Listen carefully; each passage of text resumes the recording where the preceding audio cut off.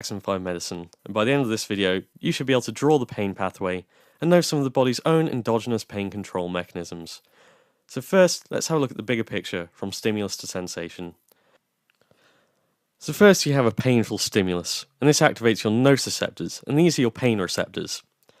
Now these signals transmit down your primary afferent fibers and synapse at your dorsal root ganglion. So nerve then enters the spinal cord and travels up for about 2 vertebral levels before decussating across and going up the rest of the way to your medulla. Now this tract is known as your spinothalamic tract, and this is responsible for your pain and temperature sensation. Now, from the medulla, this then goes up into your thalamus before synapsing with another neuron which travels to your somatosensory area at your postcentral gyrus. Now there are a number of physiological factors that can affect this system. Now firstly, there's the body's own inflammatory response to tissue damage. This is something that your painful stimulus will often cause. Now this inflammatory response causes sensitization of your nociceptors through the actions of bradykinins, substance P, and prostaglandins, all of which are normal components of your inflammatory cascade. Secondly, it's important to note that there are 2 types of primary afferent fiber. Firstly, there's your A-delta fibers, and these are faster, they're myelinated, and have a low threshold for response. And these are thought to be responsible for your instantaneous response to pain, and that sharp sensation that you feel. C fibers, on the other hand, are slower, they're non-myelinated, and have a high threshold for response. And these are thought to be responsible for the more long-lasting pain sensation and that dull ache you tend to feel. Now, the body has a number of ways in which it regulates pain, and the key message here is that it does this by regulating the number of signals that pass through your spinothalamic pathway. And there are 3 key ways in which it does this. Firstly, there's through your body's own endogenous opioid system. Now these endogenous opioids bind to your opioid receptors, and these are G-protein coupled receptors, which further down the line prevent the release of neurotransmitter through the blockage of calcium channels, and also hyperpolarize the cell to prevent the propagation of action potentials in the spinothalamic pathway.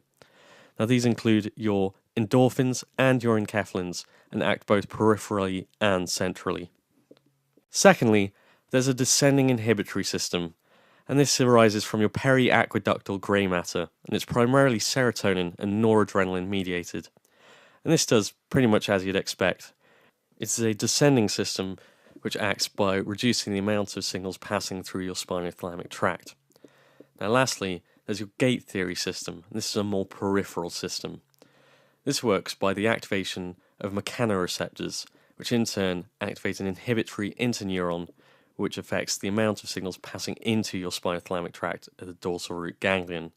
And this is why sometimes when you rub your knee, it tends to feel better.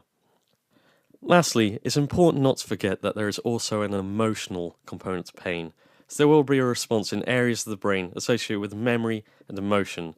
This is most notable in the limbic system.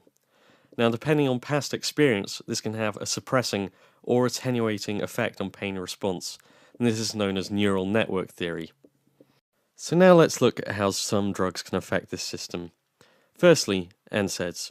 These inhibit COX-2, an important enzyme in the production of prostaglandins, which in turn will prevent the sensitization of nociceptors.